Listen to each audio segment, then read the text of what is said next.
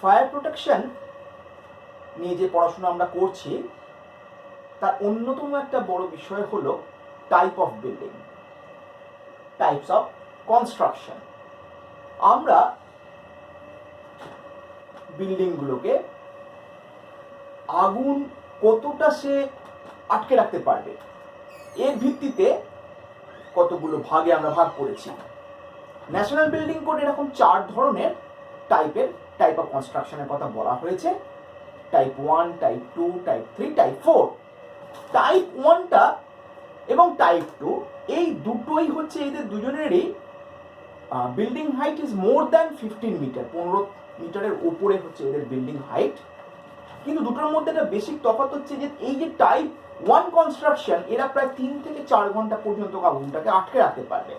অর্থাৎ এই 3 থেকে 4 ঘন্টা পর্যন্ত আমি সময় পাবো আগুনটা যে আমি লোকজনকে ওখান থেকে বের করে নেব, আগুনটা ছড়াবে না বিল্ডিং এর মধ্যে, তারপর ছড়াবে।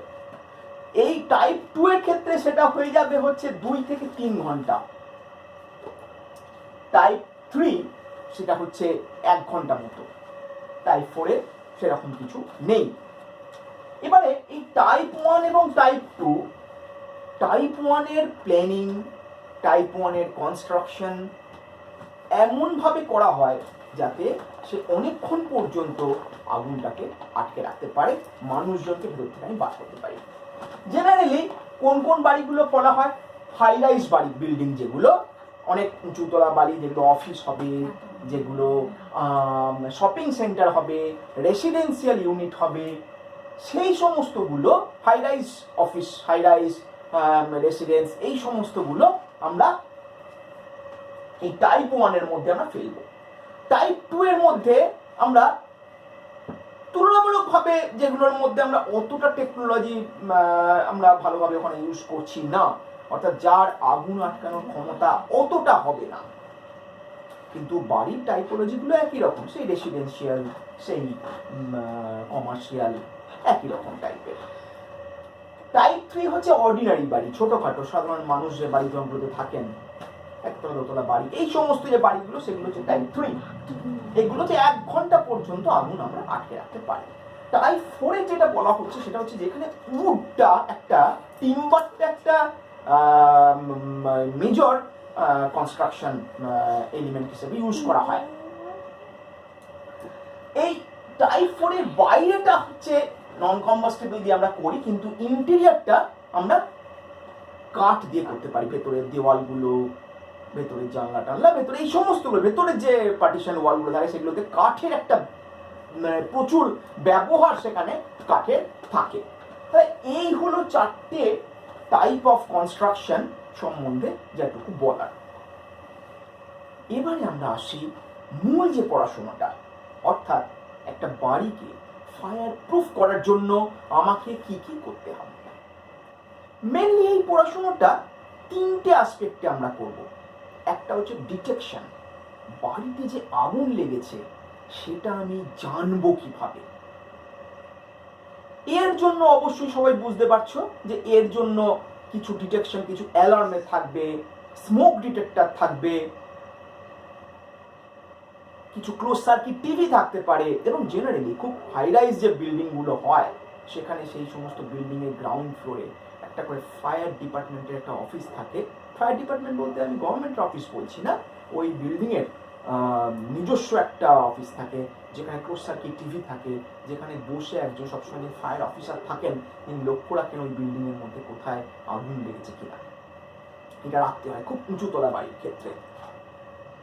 তো সেইটা গেল ডিটেকশন। এবং ডিটেকশনের পরবর্তী ধাপ, আমি এই পয়েন্টগুলো একটু লিখছি, এইগুলো একটা এখানে মুছে দিই। ফার্স্ট যেটা বললাম সেটা হচ্ছে ডিটেকশন। ডিটেকশনটা আমাদের হয়ে গেল।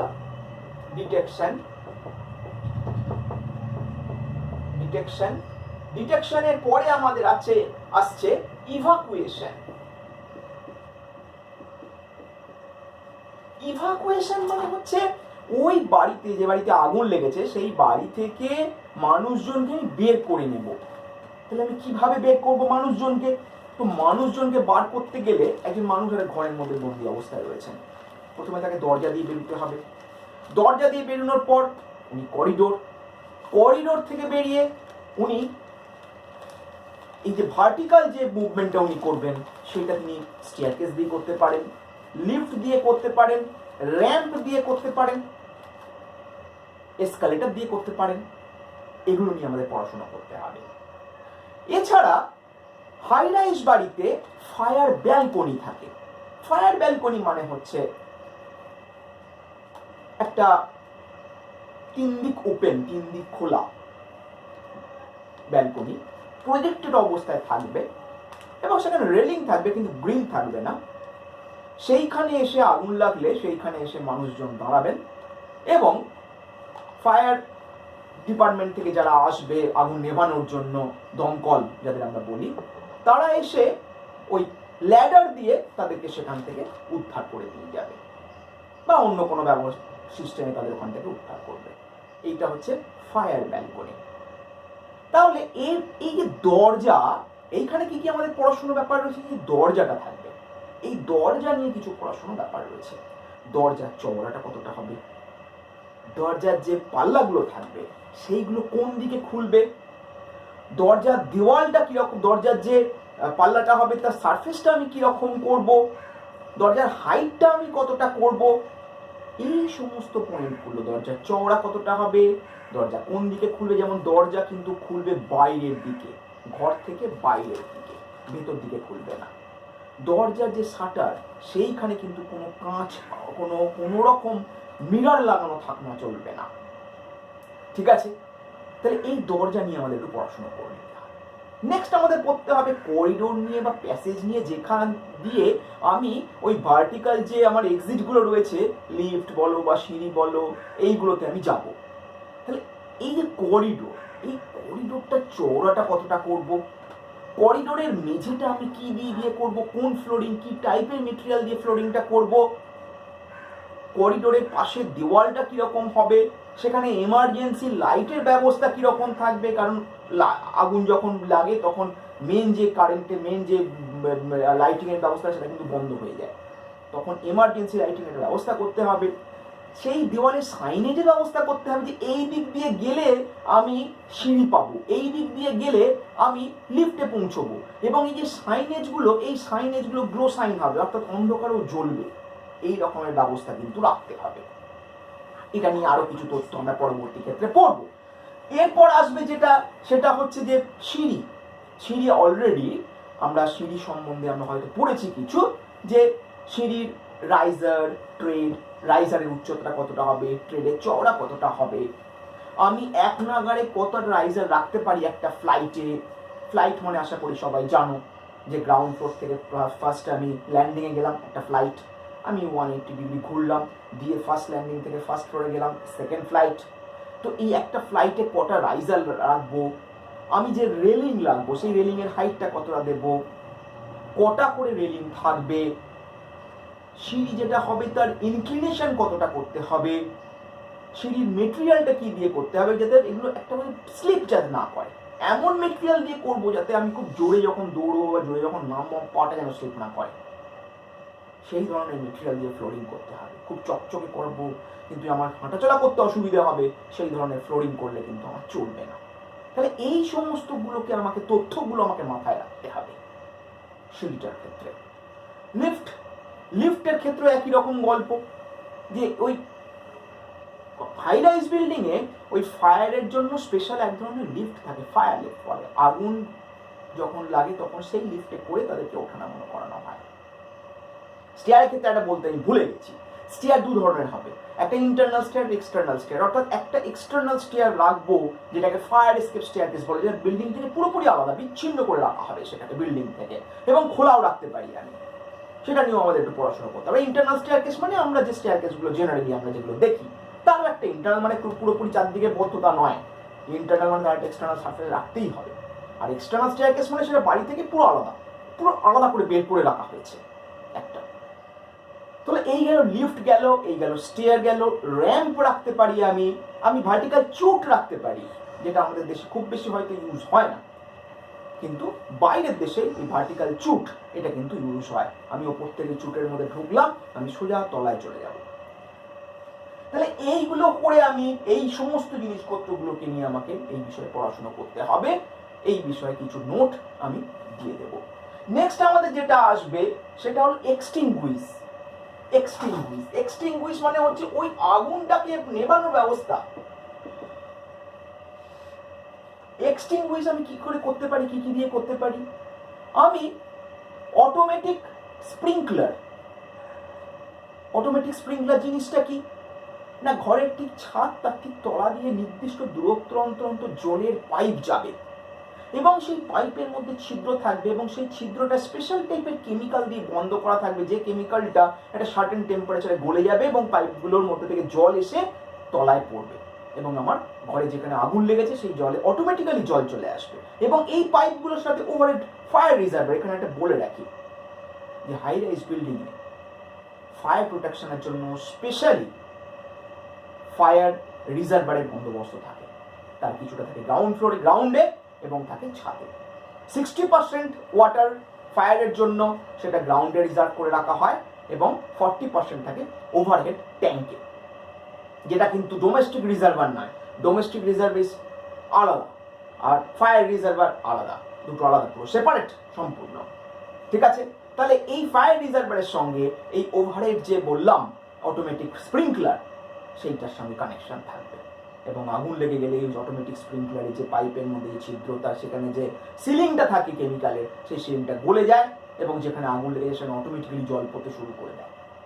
এটা গেল এক। দুই, ওয়েট রাইজার, ড্রাই রাইজার, এই দুটো আমাকে বুঝতে হবে। অনেক সময় আমরা দেখবো, আমরা যদি কোনো হাই রাইজ বিল্ডিং এ যাই, আমরা দেখবো যে সিঁড়ির যে ল্যান্ডিং, আমি সিঁড়ি দিয়ে ল্যান্ডিং এ উঠলাম, ফার্স্ট ল্যান্ডিং এ উঠলাম, ল্যান্ডিং এ উঠলে আমি দেখতে পাবো যে দুটো জলের পাইপ, ওই ল্যান্ডিং এর যে এক্সটার্নাল ওয়ালটা যেটা রয়েছে সেখান দিয়ে দুটো পাইপ, লাল রঙের পাইপ উঠে গেছে এবং তার পাশে একটা বাক্স আছে, সেই বাক্সের মধ্যে ওই চটের পাইপ জড়িয়ে জড়িয়ে রাখা রয়েছে। ওই যে লাল পাইপ দুটো উঠে গেছে ল্যান্ডিং দিয়ে, মানে ব্যাপারটা একটু বুঝিয়ে দিই। এই মনে করো সিঁড়ি, এই মনে করো সিঁড়ি, এইটা হচ্ছে ল্যান্ডিং। তো এই ল্যান্ডিং এর এইখানটা, এইখান দিয়ে দুটো পাইপ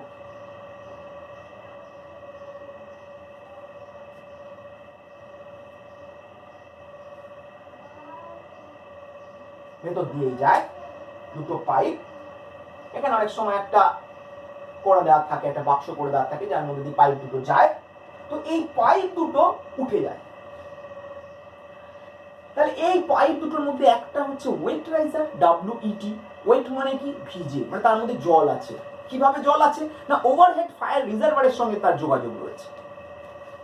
দমকল এসে গেল, দমকল আসার ঠিক আগের মুহূর্তে কি করবে, ওই ফায়ার রিজার্ভারের এইখানটাতে এই যে ওয়েট রিজার্ভ যে রাইজার গুলো বললাম, তার পাশে একটা হাইড্রেন্ট থাকে এবং ওই যে বললাম চটের পাইপ পাশে স্পাইরাল করে রাখা রয়েছে, সেই পাইপ খুলে নিয়ে ওই হাইড্রেন্টের সঙ্গে লাগিয়ে দেওয়া হয়। লাগিয়ে দিয়ে ওই কলটাকে খুলে দিলে, ওখানে একটা কল থাকে, সেটা খুলে দিলে ওই পাইপের মধ্যে জল এসে যাবে। ওই পাইপ নিয়ে আমি ওই বিল্ডিং এর মধ্যে যেখানে আগুন লেগেছে সেইখানে জলটাকে নিয়ে যেতে পারবো। এটা ওইখানকার লোকেরাই করতে পারবে। তার জন্য ফায়ার দমকল আসার আগের মুহূর্তে পর্যন্ত, দমকল এসে গেলে তো তারাই করবে। তাহলে ওয়েট রাইজার হচ্ছে সবসময় তার মধ্যে জল থাকে এবং এই পাইপটা করতে দিয়ে যাচ্ছে, পাইপটা যাচ্ছে হচ্ছে ল্যান্ডিং দিয়ে, ঠিক আছে, এবং সেইখানে জলের যে সবসময় জলে ভর্তি থাকে সেই পাইপ, সেই জন্য তার নাম ওয়েট রাইজার এবং তার কানেকশন থাকে ওভারহেড ফায়ার রিজার্ভারের সঙ্গে। তাহলে ড্রাই রাইজারটা কি? ড্রাই রাইজার অর্থাৎ ওখানে সবসময় জল থাকে না, ওই পাইপটার মধ্যে, দুটো পাইপের মধ্যে একটা যেটা পাইপ যেটা ড্রাই রাইজার, তার মধ্যে সবসময় জল থাকে না। তাহলে সেখানে যখন আগুন লাগে সেখানে জলটা তাহলে আসবে কি করে? ওই যে রাইজারটা, ড্রাই রাইজারটা, সেটা বিল্ডিং এর একদম তলা পর্যন্ত যাবে, মাটির তলা দিয়ে গিয়ে কিছুটা যাবে। মনে করো আমি এখানে ছবি না আঁকলে ব্যাপারটা বোঝানো যাবে না, একটা ছবি আমি এখানে আঁকছি। সেটা হলো এইটা, মনে করো বিল্ডিংটা, এটা বিল্ডিং, এই হচ্ছে সিঁড়ি,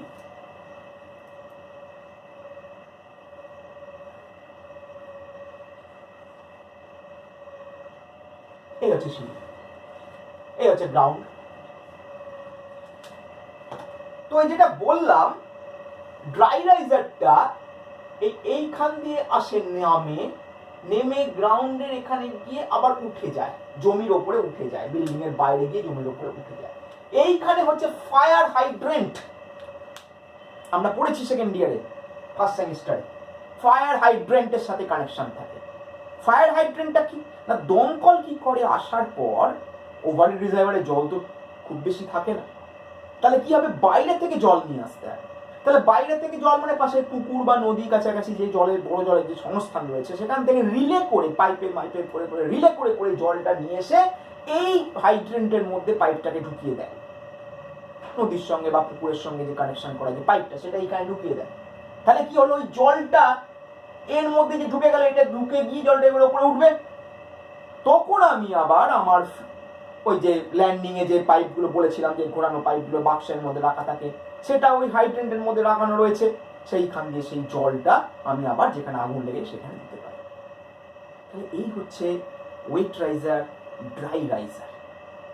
অটোমেটিক এক্সটিংগুইজার যেটা, সেটা তো আগেই বললাম, স্প্রিংকলার যেটা আগেই বললাম। স্ট্যাটিক রিজার্ভারটা যেটা বলেছি, যে ফায়ারের জন্য প্রত্যেকটা বিল্ডিং কিছু জলের সংস্থান রাখতে হয়, সেই জলটা যেখানে রাখা হয় সেটাকেই বলা হয় স্ট্যাটিক রিজার্ভার। আজকে এটুকু থাক, আমরা পরবর্তী ক্ষেত্রে এটাকে নিয়ে আরো আলোচনা করব।